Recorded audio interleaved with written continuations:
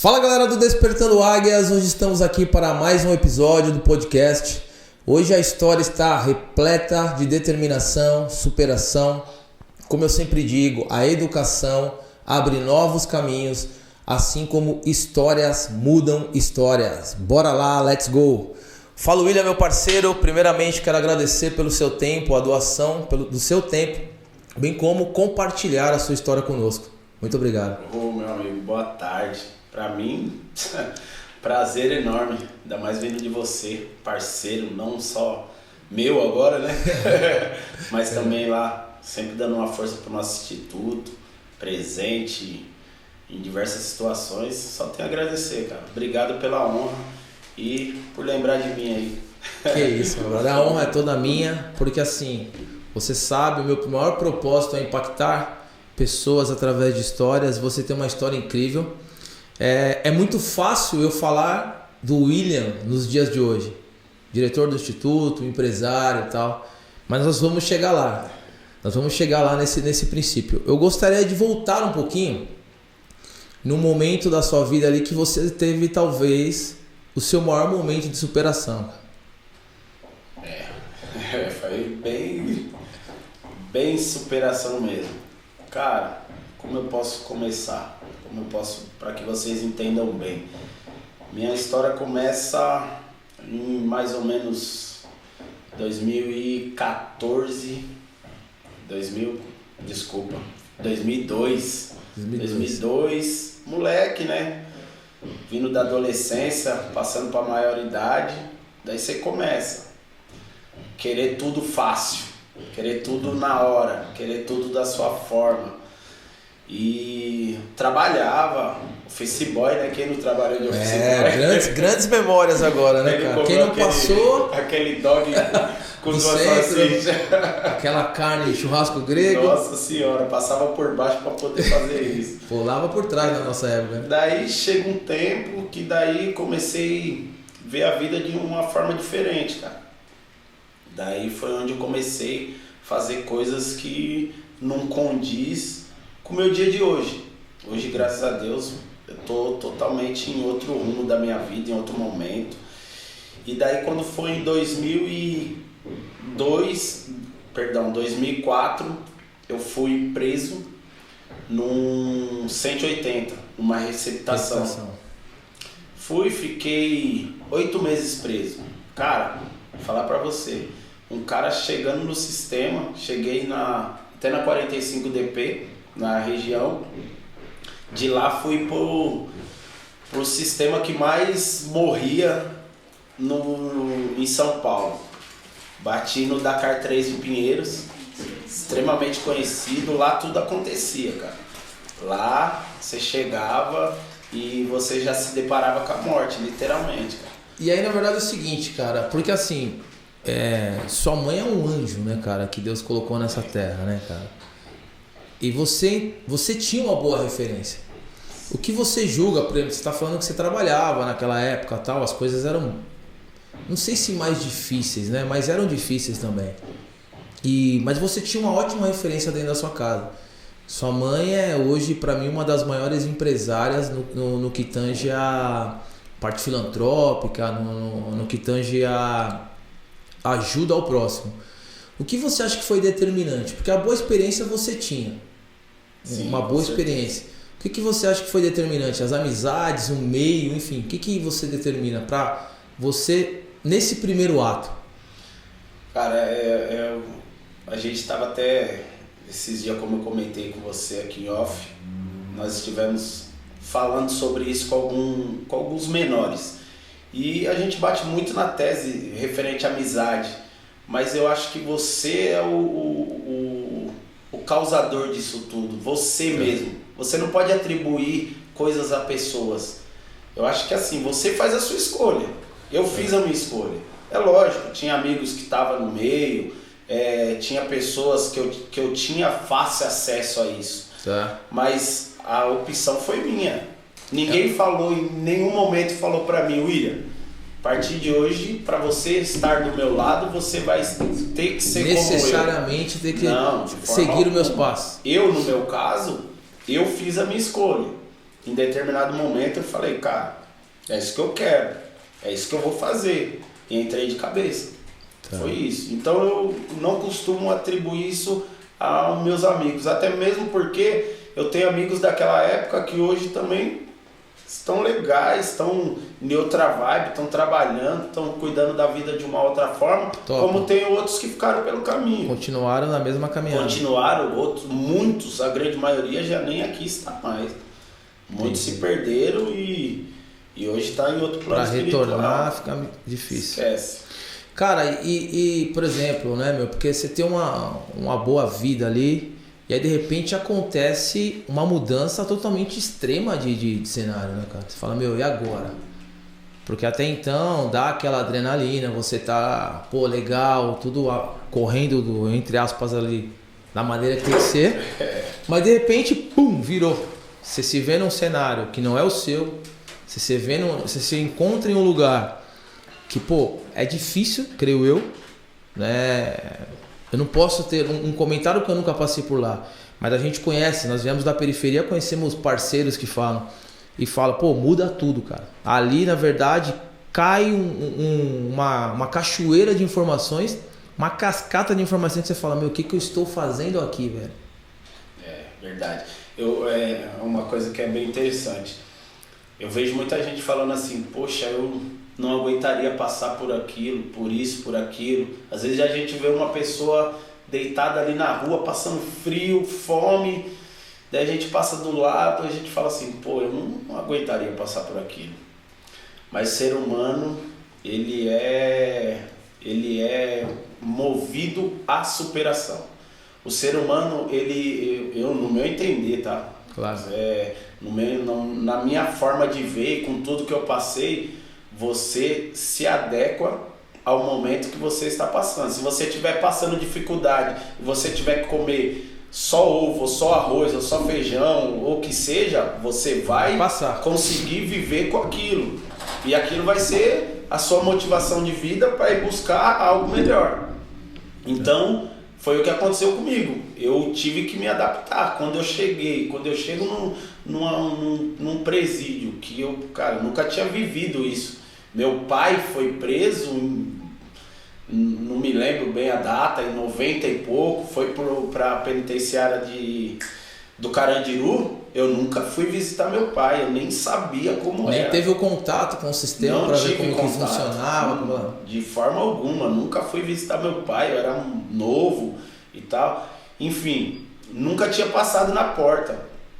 Quando penso que não, bato lá e realmente, como você falou, a realidade é outra, as informações são outras, as pessoas pensam de forma diferente, porque quando você se vê num lugar desse, o seu pensamento é sobrevivência. Essa é uma palavra forte, né? Você tem que sobreviver. Então você tem que saber o seu momento de comer, o que comer, como conviver com as pessoas, como tratar as pessoas, e nem tudo vai ser rosas, cara. Muito mais espinho do que rosas. A questão do comportamento, né, cara? Porque ali você está num ambiente com comportamentos totalmente distintos. E aí você não sabe, por exemplo, é uma palavra, uma vírgula, meu. O cara pode ter um entendimento diferente e, meu, eu já ocasionar aquele transtorno generalizado. E ali é 24 horas de tensão, realmente. 24 horas de tensão. Principalmente nessa época que eu tô falando pra você, aí 2004, o sistema era totalmente diferente do que é hoje. Então, realmente era um lugar hostil.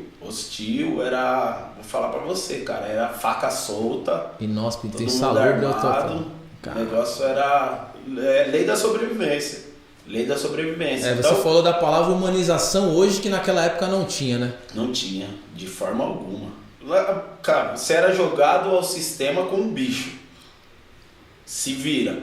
Se você sobreviver, mérito seu. Se você não sobreviver, a gente vai vir e vai tirar seu corpo. Acabou. Você é mais número a menos, acabou. Um a menos. É mais verdade. Um número a menos, pronto pro próximo já entrar. É uma alimentação a menos que eles têm que trazer. É só isso. Eu vejo muito isso. O sistema vê essas pessoas dessa forma. Tá. se você acontecer alguma coisa com você, não vai ter uma motivação, uma movimentação para que entenda pelo menos o porquê daquilo. Acabou. Simplesmente, ali ninguém presta, se mataram, tira pra fora e vida que segue, Vida entrega que pra segue, família. vida normal, espera o próximo, aquela máquina, né? A produtividade 24 horas. E não existe a questão, ou não existia, né? Não sei até. Se for comparar com hoje, a questão daquele, o termo muito utilizado, reeducando, uma política de recompensação, de educação, de desenvolvimento. Se hoje, aparentemente não existe, aquela época muito menos. Esquece. Isso aí, você nem ouvia essa palavra. Vim ouvir essa palavra já em 2007, 2008, quando vim bater no sistema mesmo, né? Quando vim bater na penitenciária, daí você já é tratado com um pouquinho mais de respeito, entre aspas também. Mas que você passa a ser reeducando, porque você passa a ser um condenado pela justiça e você está num período de reeducação. Entendi. Então, é a forma que eles te colocam pelo sistema, né? Então você está ali num momento de reeducação para voltar ao seu convívio familiar, enfim. Então por isso que eles usam essa palavra. Cara, e aí, depois de passar tudo isso, aquele cenário inóspito, insalubre, como você comentou, cara, a gente sabe hoje da necessidade de uma gestão emocional, né, cara? E totalmente abalada dentro desse contexto que você me passou. E quando, em que momento você falou, cara, eu posso mudar tudo isso? Mediante um cenário totalmente inadequado. E aí você abre, consegue enxergar uma oportunidade através da educação. Você fala, eu posso mudar tudo isso. Eu vou fazer da minha vida, darei sentido, um sentido novo à minha vida. Em que momento? Na verdade, eu vou falar pra você, esse momento só chegou o dia que eu já estava em liberdade, por incrível que pareça, porque é como eu costumo dizer, o sistema ele não recupera ninguém. Você se auto-recupera, porque o sistema não te dá ferramentas para isso. Então, assim, assistência social é muito precária, psicólogo precário, o sistema em si ele é precário. As ferramentas que ele usa são muito precárias. Então, é como eu falo, eles não têm interesse. É só número mesmo. É só número e palavra bonita. Entendi. Entendeu? O administrador penitenciário lá, ele tem que cumprir o trabalho dele e fazer a máquina girar. O sistema é a máquina girando. Se for fazer uma análise mais profunda, tem muita gente se beneficiando de um todo. Com certeza. Do que realmente a ideia de reeducar, a ideia de ressocializar, que é muito utilizado esse termo, né?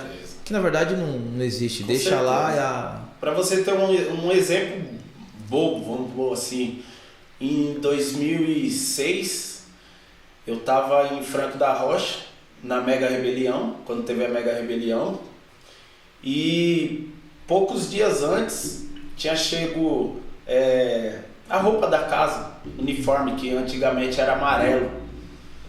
Aconteceu a Mega Rebelião, eles trocaram por bege. Cara, quer dizer, assim, tudo aquilo que eles tinham acabado de trazer foi jogado fora, porque foi inutilizado, e eles colocaram... Alguém se beneficiou disso. Alguém se beneficiou com isso. Com certeza. Então ele vai se beneficiar com a alimentação, ele vai se beneficiar... É uma máquina de dinheiro isso. Recentemente, cara, eu assisti, na verdade até me chamou uma atenção. Eu assisti um documentário que fala exatamente do que nós estamos falando nos Estados Unidos. Que é uma máquina que gera bilhões para as empresas, para o governo e tal. E ressocialização é uma mentira. Esquece. Não tem nada. E vai deixando e assim, em dias atuais isso, morreu, troca, é número e precisa ter um número X, porque esse número X ele é suficiente para alimentar todo aquele ecossistema que alimenta a logística dentro dos presídios. E aqui então não muda nada pelo que você está me falando, é a mesma coisa. Não muda nada. Eu acho que tudo é movido por dinheiro, cara. Tudo é movido por dinheiro. Porque seria muito mais barato você reintegrar e ressocializar, você dar condições de uma pessoa entrar no sistema e ele sair realmente com uma outra cabeça, isso sairia muito mais barato, no meu modo de ver pelo menos, do que fazer o que eles fazem. Porque aquela pessoa, muitas vezes o cara entra lá com 18 anos, sem muita perspectiva de vida, daí ele passa uma temporada lá, sai, ele não tem um caminho real, porque fala-se muito de assistência social a ex-presidiário. Quando você chega, que você vai assinar sua carteirinha, porque você é encaminhado para um local X, para fazer todo o procedimento quando você está em liberdade. E ali tem livrinhos, isso, aquilo, para você procurar um assistente social, um lugar X que vai te dar um curso. Não é assim, não é fácil assim. Então você barra na burocracia. Entendi. Até para você ter uma ideia. Eu acho que a pessoa, no meu entender, quando a pessoa ele acabou de sair do sistema, ele já pode exercer a cidadania dele. Sim, você já não pode. Enquanto você estiver devendo para a justiça, mesmo estando em liberdade, você não pode exercer sua cidadania. Seu título já é cancelado. Fica retido até que você termine. Geralmente no sistema você não é um cidadão. Não existe, basicamente. Você não existe. Você não exerce a cidadania, você não é cidadão. Entendeu? Tá fora. Que nem eu fui poder exercer a cidadania depois de 5 anos que eu já estava em liberdade e assinando carteirinha. Por que não? Essa pessoa não pode... se você está está pagando seus impostos, deveria ser na mesma proporção. Exatamente. Então não deveria ser nada. Se não ganhar, não recolher meus impostos, eu não sou nada, então. Muitas vezes até, como você vai num trabalho, você não tem o título de eleitor. Caiu. Faltou um documento, você já não vai conseguir um trabalho. Você já é barrado por aí. O cara vai pedir... Você já sai carimbado. Quando pede lá o seu checklist para te inserir na empresa, poxa, mas falta isso. Seu atestado de antecedente, esquece. Acabou. Você não, vê aqui do lado. E aí chega um momento da sua vida, você passou tudo isso, cara. E aí você começa a subir numa jornada totalmente incrível, né, cara? Porque hoje você é um diretor de uns institutos, no meu ponto de vista, com maior poder de ação referente ao bairro da Brasilândia ali, porque quando você oferece a primeira refeição do dia, que é uma das melhores refeições, você acaba já com a preocupação de milhares de pessoas. E aí você hoje é diretor, aí o William sai desse cenário, a educação entra de forma estrondosa em sua vida, você começa a ler. E aí você começa a se tornar uma boa referência para as pessoas que também passaram por onde você passou. Cara, e aí? O que vem na cabeça nessa hora? Você fala, do nada eu começo sei lá, cara, você toma um rumo na sua vida onde as coisas começam a se clarificarem e muitos já pararam nesse caminho aí onde você ficou. Exato. Só nessa pouca história que você acabou de passar para nós, muitos já afixaram em sua mente o quê? Daqui, eu não consigo mais me tornar, por exemplo, o William que hoje você é. Então, a leitura realmente, quando a gente fala de leitura, de conhecimento, de autoconhecimento, é extraordinário. A minha leitura já vem, quando eu estava no sistema, eu li diversos temas, diversos livros, e ali sua mente vai abrindo. Você vai entendendo as coisas de outra forma, porque você começa a ver diversos temas, né? Como eu falei, até culinária você vai ler, e eu não sou muito da cozinha, mas enfim, tudo é motivo para distração, porque você está num ambiente como um ambiente hostil. Exato. Quando você tem aquele momento para você, é um momento que a sua mente vai abrir, que você vai adquirir conhecimento, que você vai ver as coisas ao seu redor de uma outra forma. Então eu acho que isso foi foi muito impactante para mim. E tinha muitas pessoas que liam com você ou... Ah, tinha, porque você acaba trocando muito livro, né? Porque legal. A coisa mais difícil é uma biblioteca dentro do sistema. Não tem nada. Seria uma coisa essencial para o cara começar. Porque tem aquele velho ditado, né? Uma mente que se expande jamais retorna ao seu tamanho de origem. A pessoa que ela sabe os direitos dela, o posicionamento dela perante a sociedade, ela vai incomodar. Sim. Ela vai incomodar, mas para a pessoa que está à frente dela, que não quer que ela tenha esse conhecimento, vai ser incômodo, porque ela vai saber onde bater. Vai se tornar um formador de opinião, vai falar o porquê, né? Então não é bom para essas pessoas que tornar outras pessoas formadores de opinião. Então quando eles se deparam com isso, você se coloca numa posição diferente, de igual. E você acha que com esse seu comportamento você estimulou outros? Ah, também. Como outros me estimularam, né? Foi uma troca de geral. Uma troca de informação. Quando você, eu li esse livro, que nem você falou, esse cara é top. Então, quer dizer, eu já quero ler.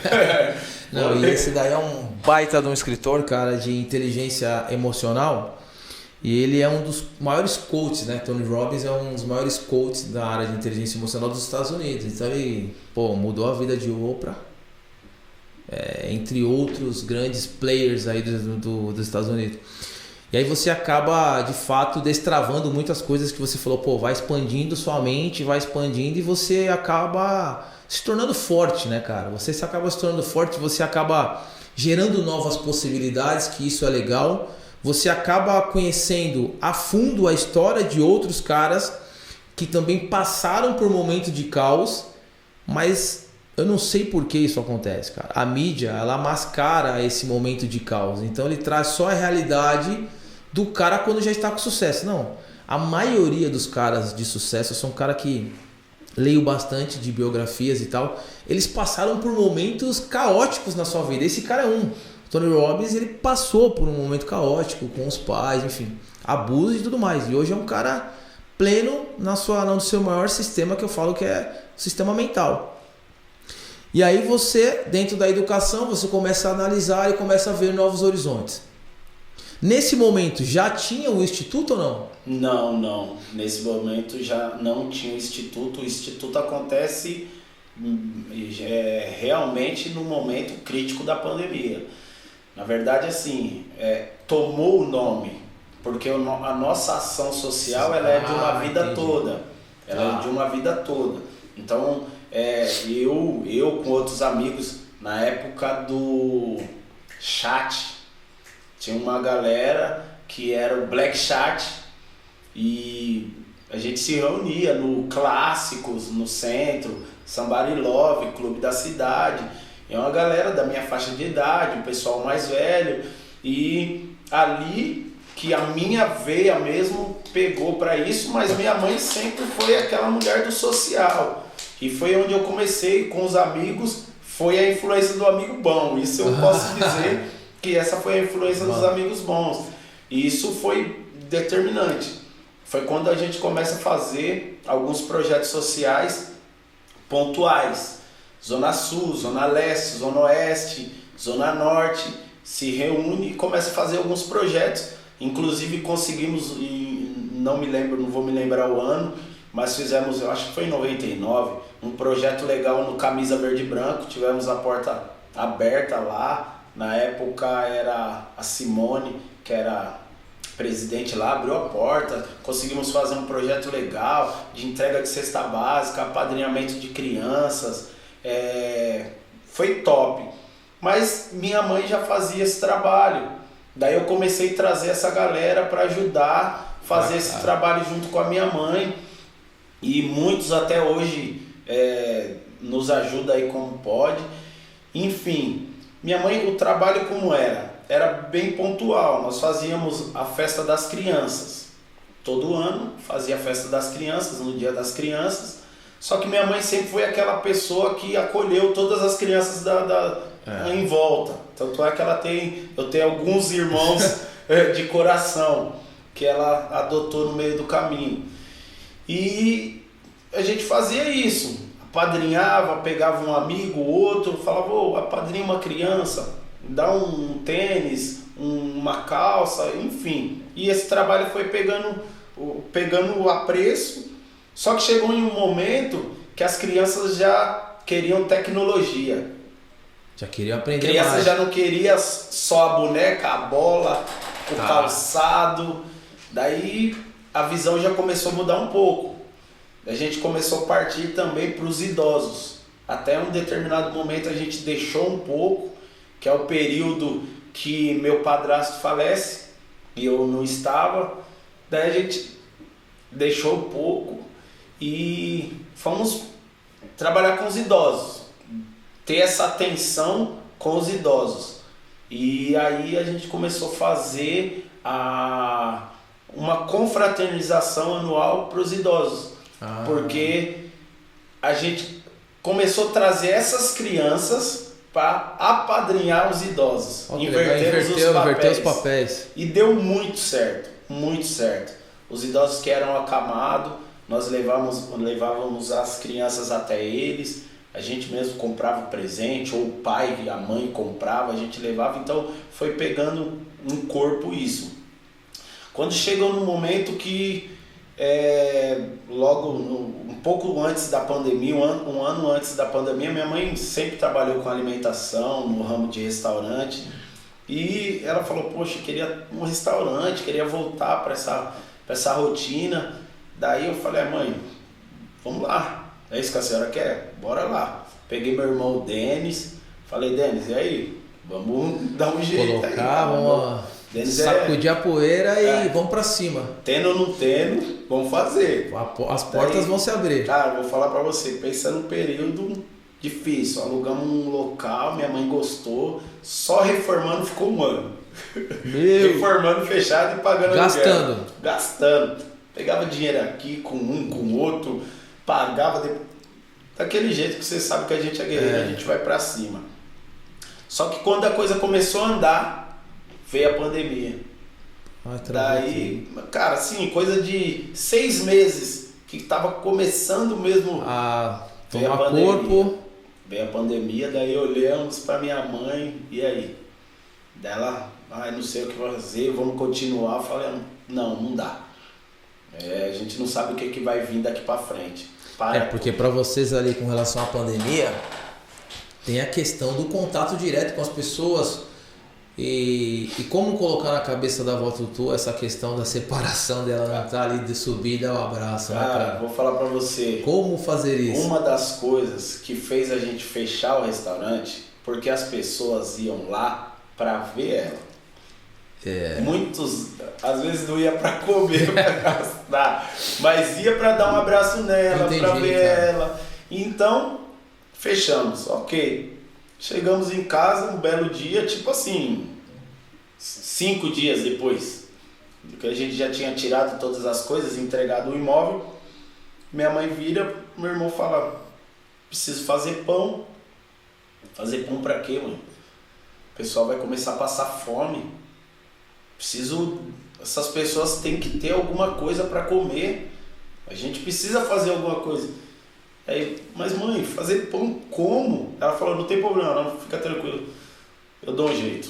Foi lá, pegou a aposentadoria dela, comprou as coisas, chegamos lá, minha mãe tava fazendo pão na mão, né? Na mão. E avisou, pediu para minha irmã avisar um amigo nosso, o Olegário, que tem um trabalho social também bem interessante na região, e falou pra ele, manda aí vir umas 20 pessoas aí que a gente fez uns pãezinhos aqui.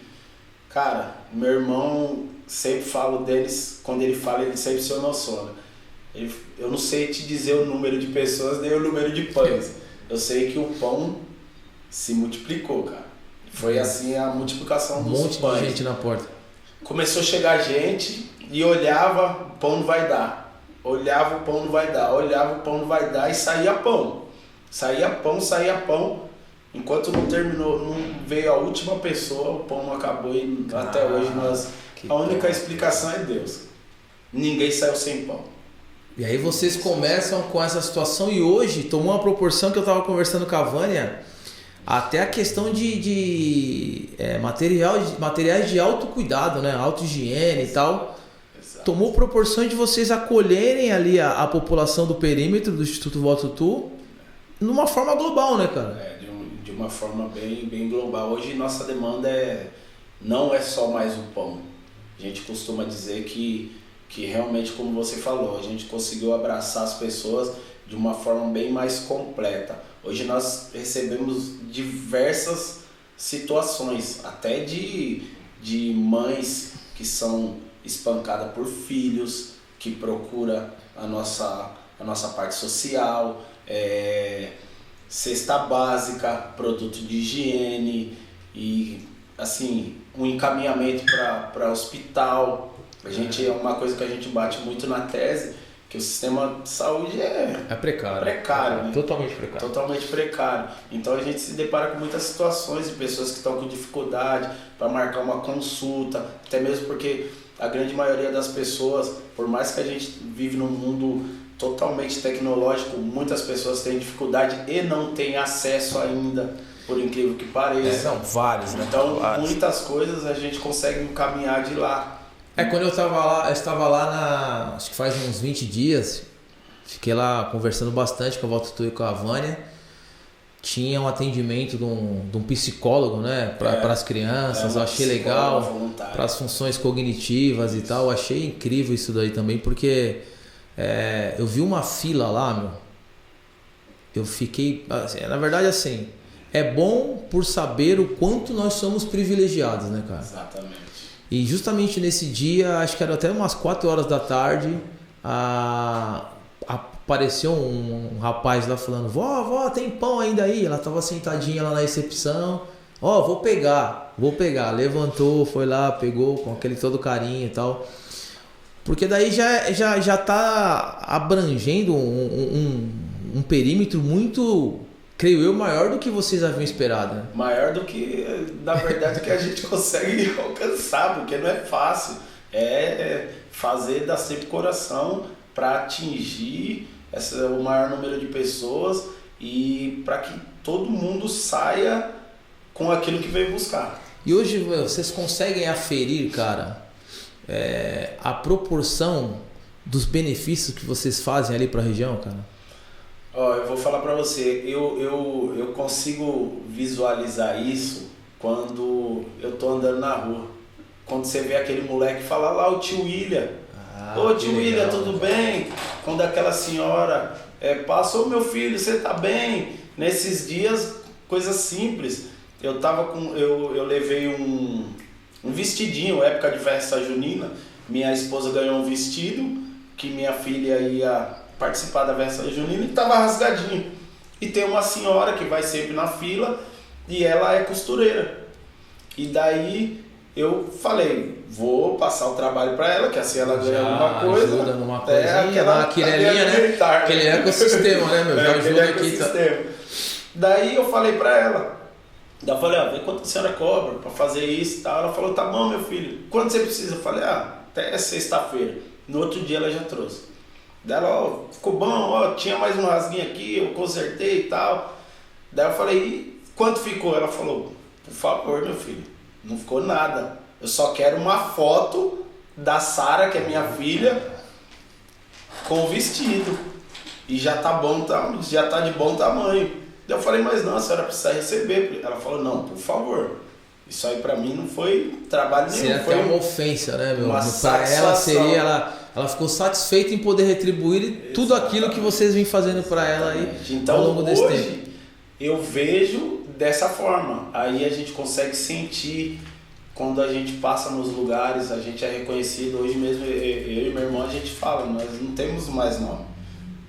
Filhos da Votutu. Filhos da Votutu. E quando alguns... que não conhece. E que privilégio, né, cara? E que privilégio, né, cara? Tem alguns que falam o neto da Votutu. E que privilégio. Mas cara, é um privilégio. Pra mim é motivo de alegria, de honra. Minha mãe é... Porque, cara, só pra... Eu até poderia ter te falado isso, mas eu não deixei justamente no momento. Nesse final de semana, eu fiz uma imersão de inteligência emocional E por onde eu passo, cara, por onde eu passo, eu falo da figura da avó Tutu.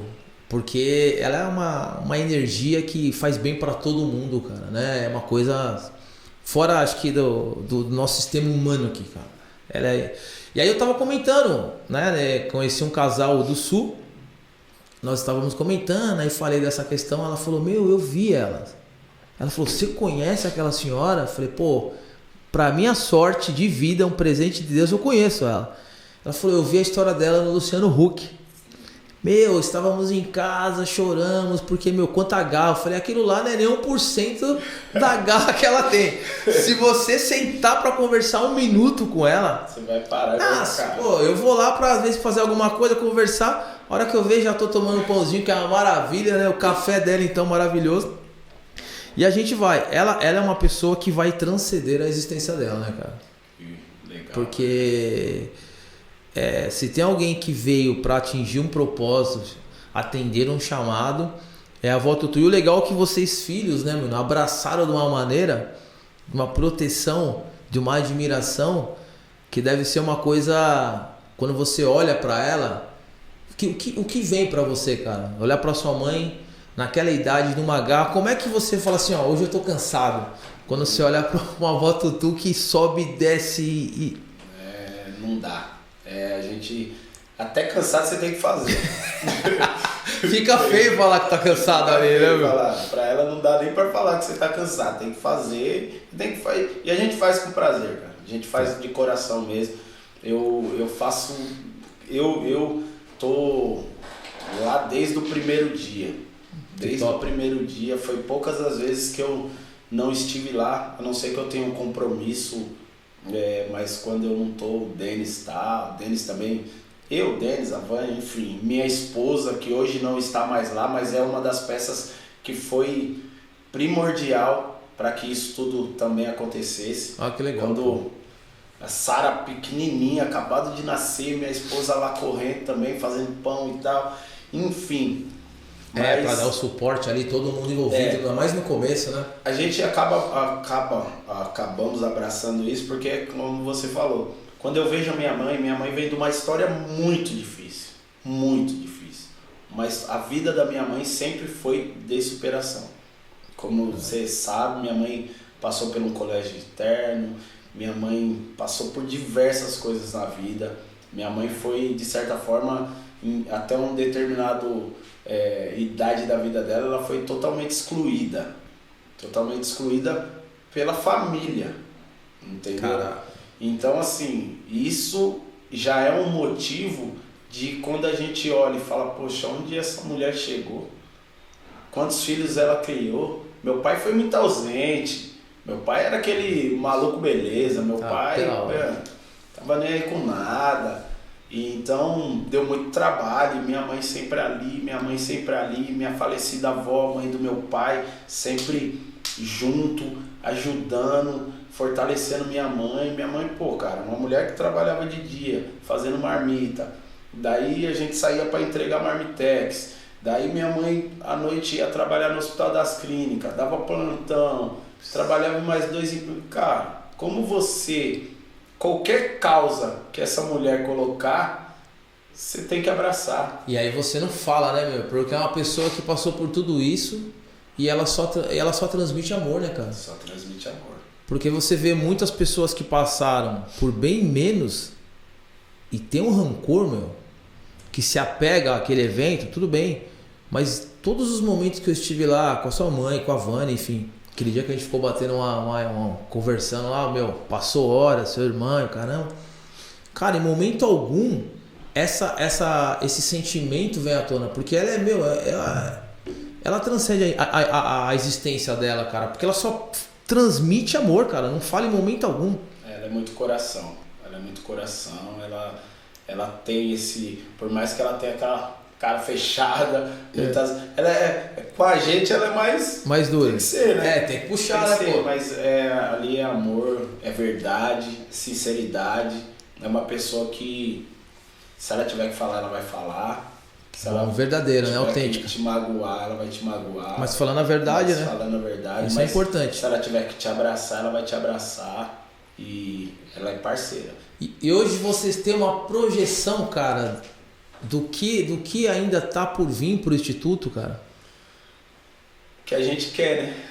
Mas, assim, a gente gostaria muito, é o que a gente tem conversado sobre isso, que do outro lado da rua, não sei se você já viu, a gente tem um terreno, que é a onde Vânia chegou a comentar mora, onde a Vânia mora lá. que é onde a Vânia mora, e que foi deixado pela minha avó, mãe do meu pai, e consequentemente por ele.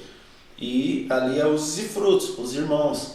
E nós já abrimos mão para que a gente consiga fazer a sede do Instituto ali, ou melhor, aumentar. Então a gente pretende trazer muitas coisas para a nossa região, trazer muitas coisas mesmo, ministrar cursos ali, para que essas pessoas não precisem sair do nosso entorno, sair da nossa região para ir buscar esses cursos em outros lugares. Porque seria até uma forma de impedimento, né, cara? Como é que o cara vai sair dali, aí não tem um dinheiro para uma condução, para uma logística, o cara fala, não vou. E quando se concentra ali, você já quebra esse fator de impedimento e quando sair já vão estar bem mais preparados, né, pro mercado e tal. Exatamente. Então a gente sonha muito, a gente quer muito fazer isso, eu tenho certeza que a gente vai conseguir. Conhecendo vocês eu não tenho dúvida. Desistir jamais. Conhecendo vocês eu já vejo o Instituto em funcionamento.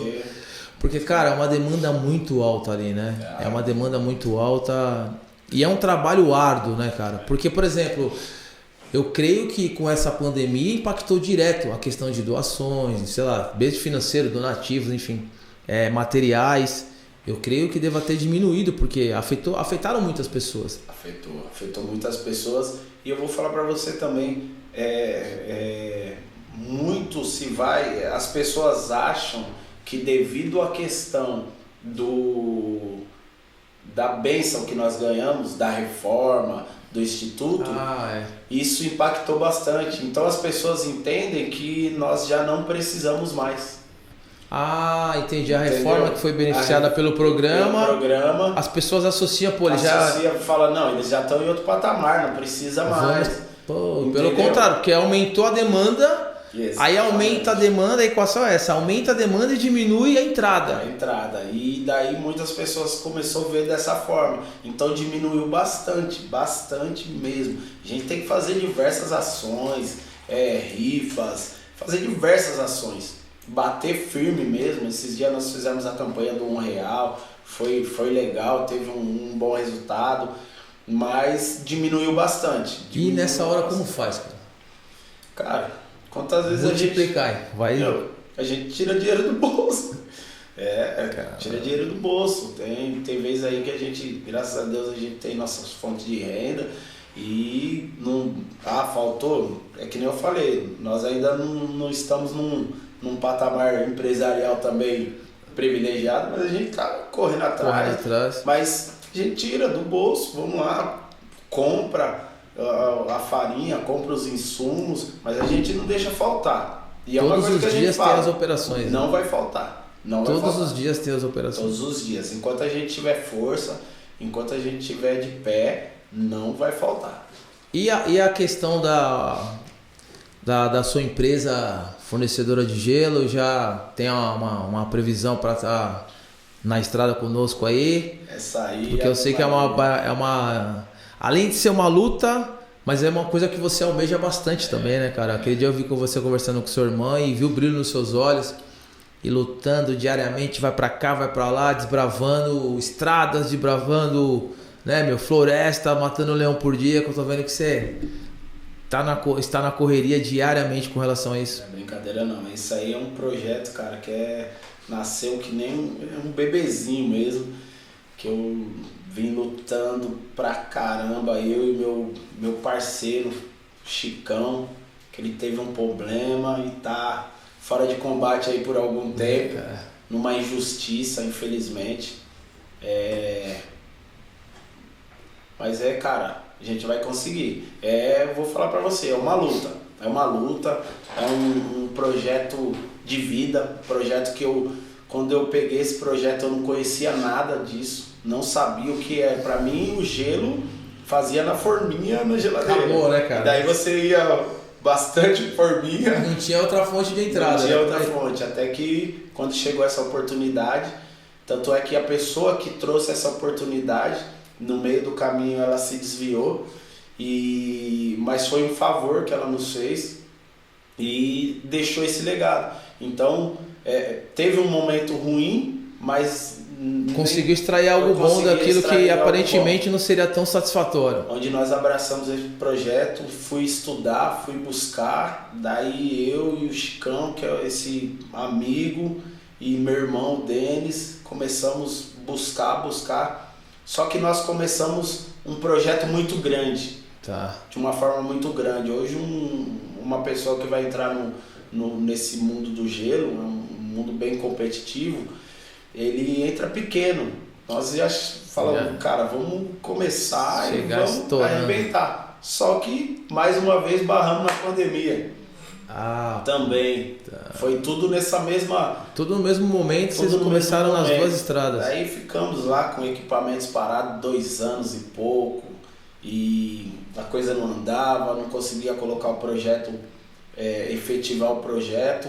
Só que hoje eu tomei um outro rumo, diminuí a carga, mudei o patamar e agora a gente vai conseguir. Começa a ver novos horizontes, né, meu? Vai dar... Vamos começar bem pequenininho, mas de uma forma correta. Entendi, dá um passinho para trás para depois tomar um grande impulso, né? Exatamente, é que é tudo na proporção de Deus. Não adianta você falar assim, cara, hoje eu vou começar sendo o maior de todos os tempos. Não é assim. Primeiro você vai... você vai passar pelo vale. Eu conheço, sou um cara fanático por empreendedorismo, eu venho aprendendo, já aprendi apanhando, né? E a melhor coisa que existe, cara, nesse processo que a gente chama de jornada, é você cultivar o começo, o meio e o fim. Conhecer todas as etapas. Cara, é de fato curtir a jornada ali, é como se fosse uma criação de um filho. Você vê ele pequeno, vai se desenvolvendo, toma uma grande proporção, daqui a pouco você vê tá grandão. Você fala, foi eu que fiz, cara. Caraca, que coisa incrível, né? E assim, a cada momento você vai aprendendo na jornada, porque você acaba passando por um obstáculo, vem um outro, e aí você fala, e agora? Eu conversando com um grande amigo meu semana retrasada, um empresário, ele falou, Anderson, eu falo que a questão de você empreender é você entrar num túnel escuro, velho, no começo. O próximo passo, por mais pequeno que seja, dá medo, porque você não está enxergando nada. E você vai indo na coragem, no instinto, vai indo, daqui a pouco você olha para lá e deu clareou. Eu comecei uma empresa de serviços, quebrei a empresa por falta de conhecimento, fui estudar, estudei muito, fui Vale do Silício, Califórnia, fiz curso na Disney e tal, para poder trazer curso de empreendedorismo no Sebrae, fiz uma trilha no Sebrae e aquilo me fez base. Aí você fala, estou pronto. Vem um problema, você fala, não é possível que eu não sei resolver esse problema de tanta coisa que eu fiz. Você está sempre procurando alguém, você nunca vai saber. Você nunca vai estar 100%. Então por isso que é legal essa questão da jornada, de você iniciar e ser o detentor ali do conhecimento, porque, cara, quando você começa grande, você perde, né, essa essência. Exatamente. E aí você vai querer participar dos players grandes também, os caras falam, você não tem um gabarito para estar lá porque falta essa informação. E outra, se você cair, você não vai conseguir levantar. O tombo é muito grande. Porque você não sabe como é lá embaixo. O tombo é grande. O tombo é grande, você não vai ter força para levantar. Então se você começa aqui embaixo, você vai passando as etapas, se em algum momento você tiver uma dificuldade, tiver que voltar aqui, você vai saber. Dá um passinho, né, meu? Retroagir naquela passada que você deu, você fala, vou voltar. E aí nesse sentido, cara, hoje você então divide o seu dia entre diretoria do instituto ali e o dono do seu projeto. O dono do meu e projeto. A família, filho, loucura. Levar a filha na escola, buscar. Minha mulher trabalha, então minha filha é sobre minha responsabilidade de manhã. Fica pra você ali. Eu troco de manhã, levo pra creche, Daí tem que fazer as coisas dentro desse espaço, 4 horas, tem que pegar ela na creche. Às vezes não dá, daí eu ligo pra Vânia, por favor, pega a Sara lá, fica um pouquinho com ela, daqui a pouco eu tô chegando, ou senão minha sobrinha, alguém que tá, o irmão dela, fala, me salva. Se virar nos 30 mesmo. Me salva, mas a grande parte dos dias sou eu que busco ela, faço questão. E foi um sonho realizado. E a empresa de gelo vai ficar na mesma região do Instituto? Ou... Vai ficar na mesma região do Instituto, e eu que vou ser o fornecedor de gelo pro Instituto, né? Eu que vou ser o doador de gelo pro Instituto. Já faz uma ponte do lado ali. Porque, por incrível que pareça, usa bastante gelo na confecção dos pães.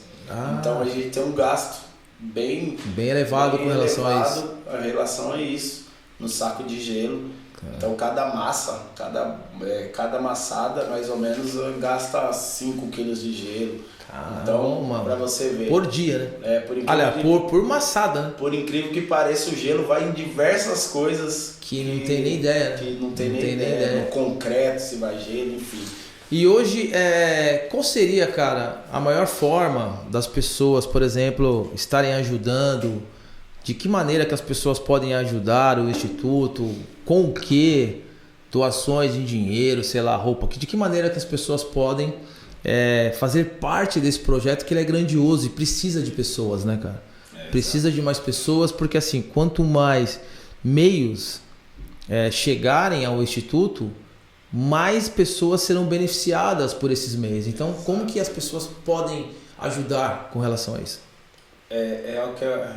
Toda ação ela é bem-vinda. Toda ação ela é bem-vinda. Tanto é que quantas vezes a gente entregou a cesta básica e a pessoa abriu a cesta básica em casa e veio e falou, ó, tem esse 1 quilo de farinha aqui, eu não vou usar. Posso doar? Caramba, sério? Ajudou, entendeu? Então toda ação ela é bem-vinda, mas nós temos custos. Hoje não é o que a gente sempre fala. As pessoas usam o banheiro, consomem água, copo plástico, água, luz. Não tá só no pão, né, cara? Tá só no Porque pão. Você fica bem direto no pão, mas tem toda uma logística que ampara o pão, né, telefone, hoje nós temos uma pessoa que era um voluntário nosso, que ele veio desde o... Voluntário não, desculpa. Ele veio desde o começo, foi uma das primeiras pessoas a começar a pegar o pão com a gente. Daí começou a se movimentar, varrer a rua, varrer a frente. Eu vi ele lá, cara, que dá uma ajuda, tipo daí, um ajudante geral lá, né? Isso, daí ele fazia tudo até que veio a oportunidade do curso de panificação e nós direcionamos ele. E hoje ele é remunerado pelo Instituto. Já é uma dívida fixa. Aí você imagina, é uma dívida fixa. Então, hoje, se as pessoas conseguirem participar das nossas ações, já vai ser muito importante. Os insumos, aquele empresário, aquela pessoa física que tiver em condições 1 quilo, 2 quilos, 3, 10, 100, pra gente é interessante, ajuda importante, muito, né? Ajuda muito. Então toda ajuda é bem-vinda. Eu costumo dizer, quando nós fizemos essa campanha do R$1, eu até idealizei uma coisa na minha cabeça, que eu estou tentando buscar alguém que consiga fazer isso. De fazer uma ilustração, porque hoje as pessoas são muito imediatistas, né? Sim, 100%. E as pessoas gostam de ver as coisas curtas. Então, 30 segundos. Se a informação estiver dentro de 30 segundos, elas vão ver. Ótimo. Se passou disso, já vai ser um pouco mais difícil. Poucas pessoas vão até o final. Poucas pessoas vão até o final, ou ela vai passando, tentando pegar os trechos que sejam importantes para ela. Mas tentar fazer uma ilustração, mostrar para as pessoas o que você compra com R$1 hoje. Nada. Mas o impacto de R$1 coletivo, né? Imagina esse R$1 coletivo. Aqui, ó. Nós aqui já. Opa, já temos metade numa condução. R$1 meu, R$1 seu, já temos metade numa condução. Já ajuda para quem. É que o cara talvez não tenha a dimensão, porque ele não precisa, né, cara? Ele não consegue ter a dimensão. Mas, por exemplo, você tem um monte de gente aí que se o cara faz uma campanha de R$1 dentre as suas redes sociais, o cara, arrecada milhões. Exato. E o que isso daí pode... o tão quanto isso pode ser beneficiado, o tão quão longe isso pode chegar, uma ação dessa. Exato. Ele não tem ideia, né, cara? Porque ele tá ali, entre aspas, sentadinho na mesa dele, não tá de frente pro problema, o cara fala, pô, sei lá, R$1, o que o cara vai fazer com R$1? Pô, mas R$1, o cara, 20 mil pessoas, 20 mil, o impacto na região é surreal. Cara, é uma coisa que a gente, é um sonho que a gente tem. Conseguir uma demanda para entregar a cesta básica pro pessoal mensalmente. Mas atingir o nosso público-alvo, a nossa demanda e conseguir fazer isso constante. Então. Esses dias nós recebemos, acho que 20 cestas básicas. Daí a Vânia olhou para mim e falou, e aí, o que a gente faz? Eu falei, não sei, olha para fora, olha aí nossa demanda. Quantas pessoas por dia lá no café da manhã, William? Falar para você, de 100 para lá. Nossa, cara. No mínimo 100 pessoas. No mínimo 100 pessoas. Cada uma sai com um kit? Cada pessoa, vamos supor, você vai lá, você fala que na sua casa tem 5 pessoas, você vai levar 10 pães. 2 pães por pessoa. E 1 litro, 2 litros de chá. Então, todos os dias, então você imagina. Cara, então vocês fazem uma média o quê? De uns 600 pães por dia? Quem dera. O Diego ia ficar feliz. Mais? 1.200, 1.400, 1.600 pães. Tem alguns projetos no entorno que nós estamos ajudando. Tem uma escolinha de futebol do time Inajar, que nós mandamos 100 pães todos os dias. Pra molecadinha tomar um café para poder praticar um esporte legal. Praticar o esporte. Tem um instituto também que é de reforço escolar, que nós mandamos 50 pães todo dia. Tem um outro projeto que é pontual, que é de quarta-feira. Me fugiu o nome. Mas eles fazem um trabalho de rua muito interessante. Nós disponibilizamos 400 pães para eles. Por quarta-feira. Então, assim, não é brincadeira não. E por mês ali, então, vocês estão fazendo em média de uns 60 mil pães para mais. Para você. É pão. É pão.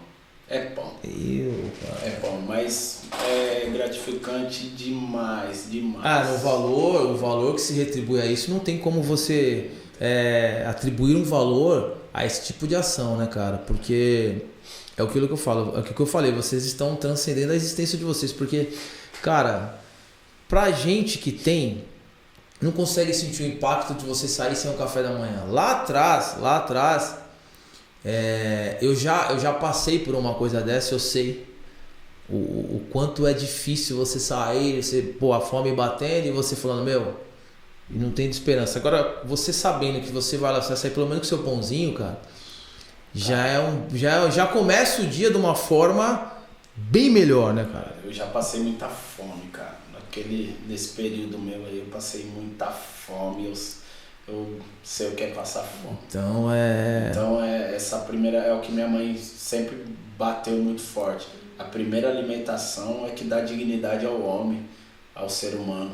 Ele tem força para buscar outros objetivos. Então, a partir do momento que ele sai e ele consegue ir ali, quantas pessoas fazem isso? Ele vai, ele busca o pão, o café da manhã, deixa para os seus filhos e sai para procurar um emprego ou para trabalhar, mas ele já sai mais tranquilo porque ele deixou o café da manhã para os seus filhos. Sabendo que os filhos não vão passar fome, né? Ele pode, muitas vezes ele nem sai na raça, né? Sai na raça e vai para a luta, mas ele sabe que os filhos ficam amparados, tem até ele voltar e trazer alguma coisa para dentro de casa. Pelo menos pontualmente o problema está resolvido. Então, hoje não mais. Mas teve um período que nós nos deparamos com situações extremamente de fome, de pessoas chegarem lá e desmaiar de fome. Quando chegando a vez da pessoa, Eu acho que o emocional... por estar chegando a ver... O fome, o emocional... A mistura de sensações. Cair. Tem pessoas que falam pra gente, ó, esse pão eu uso como mistura. A minha mistura é esse pão. Caraca. E a gente não imagina que mesmo estando numa região periférica, uma região com diversos problemas, com diversas coisas a serem resolvidas, a gente muitas vezes, quando a gente não está inserido nesse meio, a gente não imagina que tem pessoa realmente passando fome, só em situação você fome. Tá no campo ali que você fala, meu, será que é? E eu estive lá, não uma vez, você sabe, eu passo lá e eu pude, primeiro, ver o quanto eu sou privilegiado por tudo que tenho, assim, de forma generalizada, cara, não dá nem pra classificar o quanto eu sou privilegiado. E é bom às vezes as pessoas terem contato com isso, porque às vezes as pessoas reclamam por coisas tão pequenas, cara. E aí uma história dessa que você trouxe aí, do cara chegar na hora, tá empolgado, aquela mistura de emoções, né? Fala, pô, vou matar a minha fome, cara. E desmaia. Quando, sei lá, sente o cheiro, sei lá, várias associações neuroquímicas ali, o cara acaba, desmaiando. É uma coisa que, se contar, dependendo pra quem se contar, o cara vai falar, para, meu, você tá de brincadeira. Você tá de brincadeira. Agora é só o cara ir lá que ele vê aquela filinha todos os dias. Um dia eu vi a fila lá e falei, meu Deus, cara. Já pegou o momento da fila, tá... Tem vezes que a gente tem que... Acaba o pão e tem pessoas na fila ainda. Tem que refazer uma nova remessa. Tem que ir comprar o pão, porque não dá tempo de fazer. Tem que ir comprar, buscar e comprar o pão.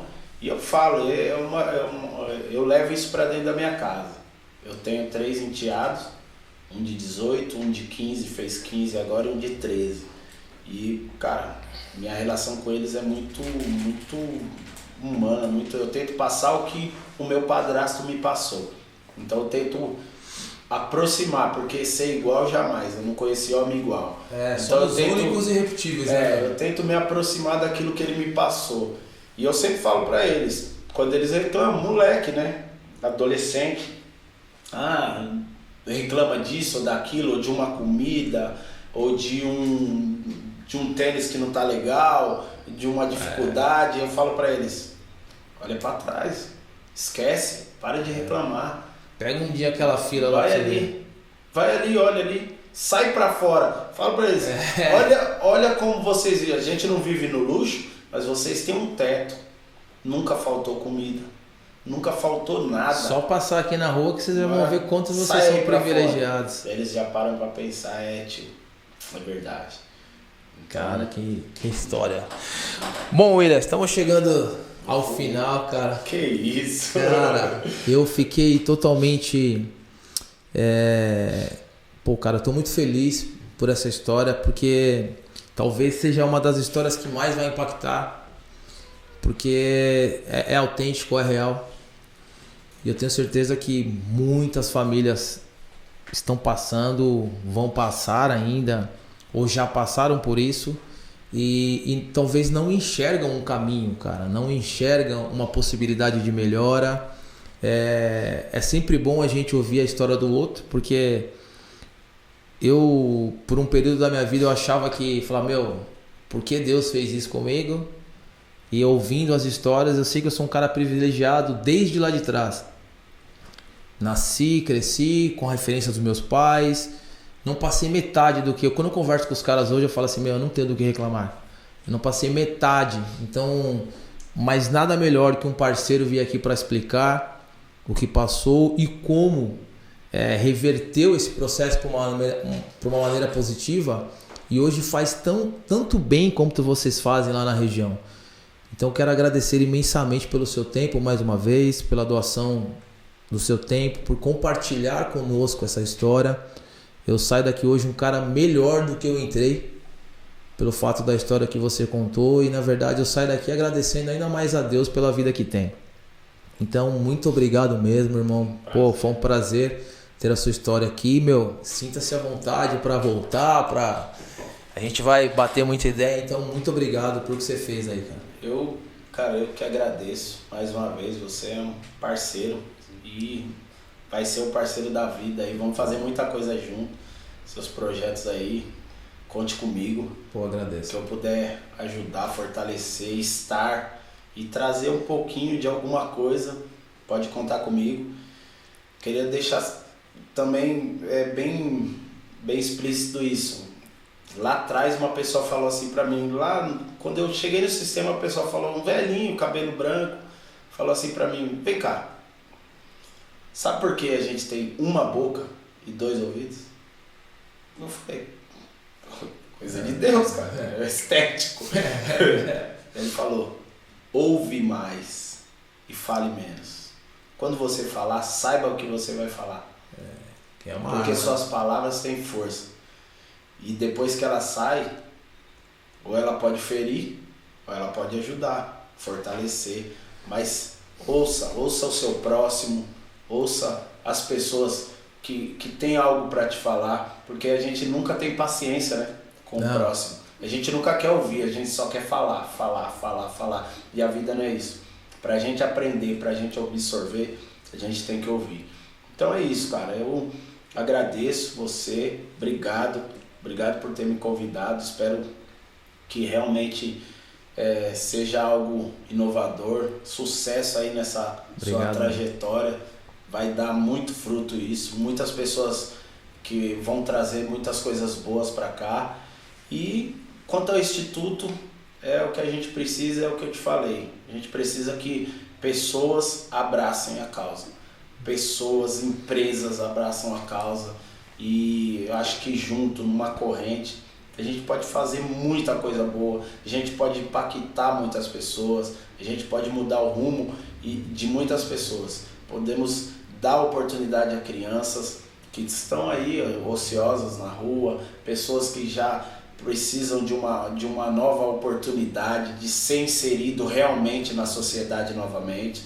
E então a gente precisa disso. E principalmente eu vou até deixar aqui empresas que dê oportunidade para que pessoas que estejam vindo do sistema prisional, que sejam inseridas no mercado de trabalho. Que vamos parar com isso, cara, de tornar difícil. Vamos dar oportunidade para as pessoas. Sabe por quê? A pessoa ela sai do sistema prisional.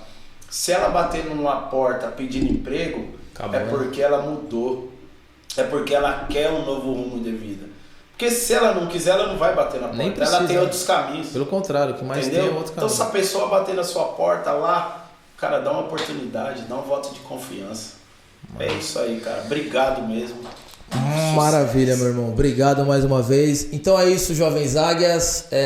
Você que queira fazer uma doação, eu vou deixar aqui embaixo os meios de comunicação, os meios de contato com o Instituto Voto Tu. Fazer um Pix, sei lá, alguma doação como insumo. E eu espero que de fato você tenha entendido a nossa mensagem e tenha impactado a sua vida. Eu não estou falando, como eu sempre falo, a educação ela é um nobre caminho para a sua ascensão social e histórias mudam histórias. E é isso que eu venho fazendo aqui, é isso que eu venho tentando trazer para vocês, que é assim, é difícil, mas não é impossível. Beleza? Nos encontraremos no topo, se Deus quiser. Um abraço. Fui.